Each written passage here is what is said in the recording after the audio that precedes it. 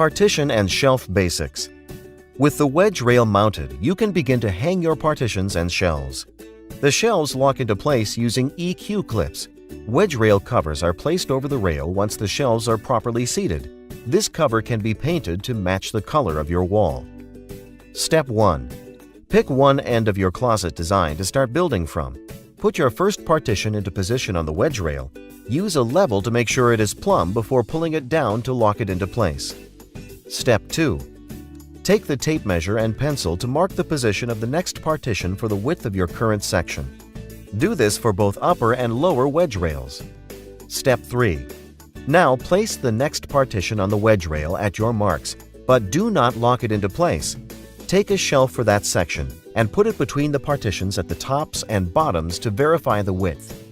Adjust the partition width if need be, and again use a level to make sure it is plumb before locking the partition down into place.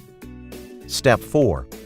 With the two partitions for your section plumb and locked in, you may insert EQ clips into the partitions for the desired heights of your design.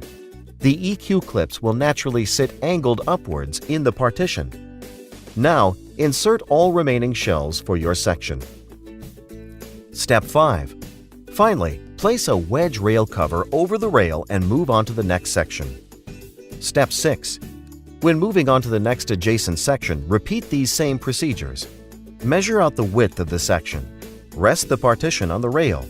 Verify width with a shelf. Plumb partition with a level before locking it down into place. Insert your EQ clips. Seat shelves onto EQ clips and place cover over wedge rail.